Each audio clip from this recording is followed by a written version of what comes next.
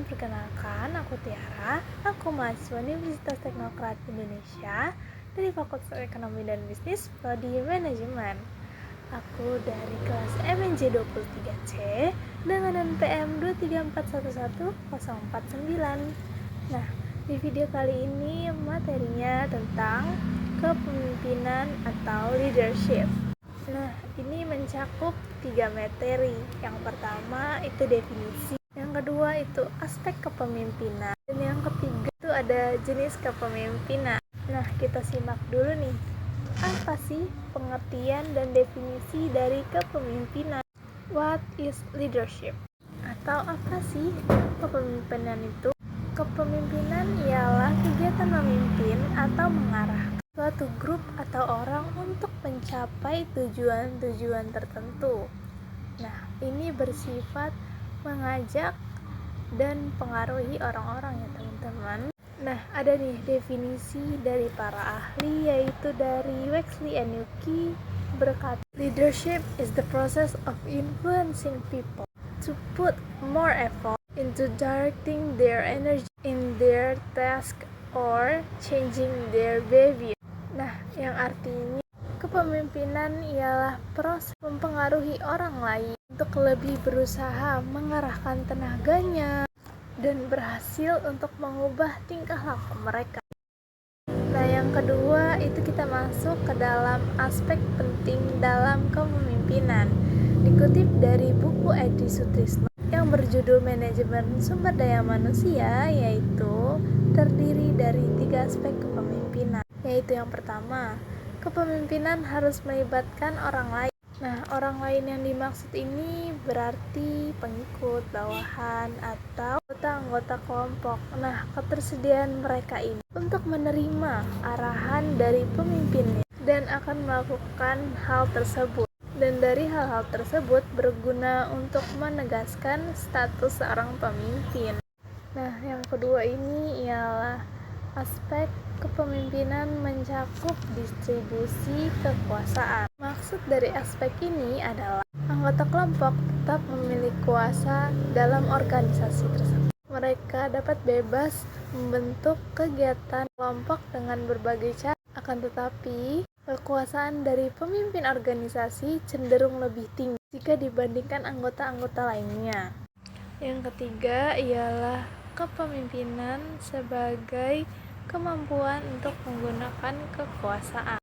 Kekuasaan yang umumnya dimiliki oleh seorang pemimpin akan digunakan untuk mempengaruhi para anggota yang lainnya agar anggota kelompoknya dapat melakukan pengorbanan secara pribadi. Pengorbanan tersebut dilakukan untuk tujuan organisasi. Nah, masuk yang chapter kedua, yaitu jenis-jenis teori kepemimpinan. Nah, di chapter ini ada 8 jenis teori kepemimpinan. Banyak juga ya. Ada apa aja? Yuk kita lihat. Yang pertama ialah Greatman Theory. Teori ini menyebutkan bahwa hal-hal yang bersifat kepemimpinan itu sudah ada sejak orang-orang tersebut lahir. Nah, yang kedua itu teori gaya dan perilaku. Nah, ini berbanding terbalik dengan teori yang pertama, karena teori ini mengatakan bahwa pemimpin yang hebat itu dibuat dan pemimpin yang hebat itu bukan dilahirkan. Teori ini juga menyatakan bahwa seseorang yang ingin dan mampu belajar mengenai sifat-sifat kepemimpinan dapat menjadikan hal tersebut di dalam dirinya berkembang menjadi seorang pemimpin yang lebih baik. Yang ketiga masuk ke trait theory.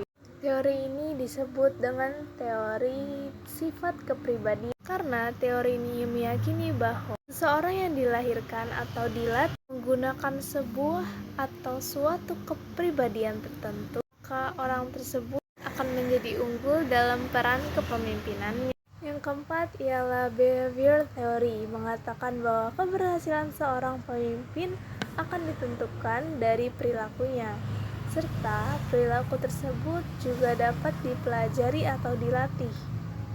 Nah, yang kelima teori kontingensi. Teori ini menganggap bahwa setiap gaya pemimpin harus didasarkan pada kondisi dan situasi tertentu.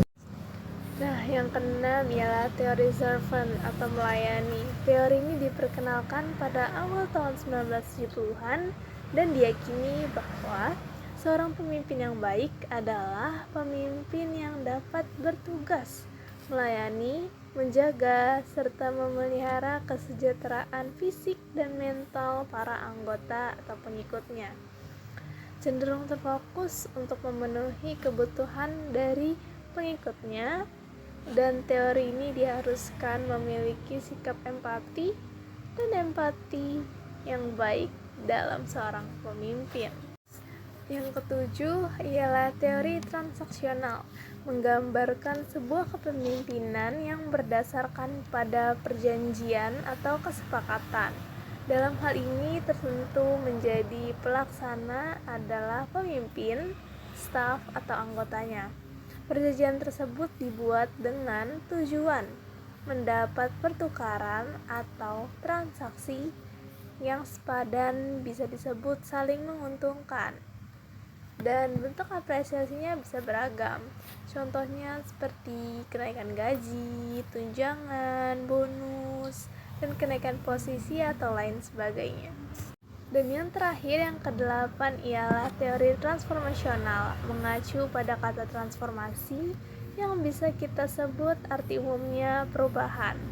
Teori ini mengemukakan istilah memanusiakan manusia dan mengedepankan pendekatan personal pemimpin dengan bawahannya atau organisasinya. Sekian dari materi kepemimpinan atau leadership. Terima kasih atas perhatiannya telah menonton video ini.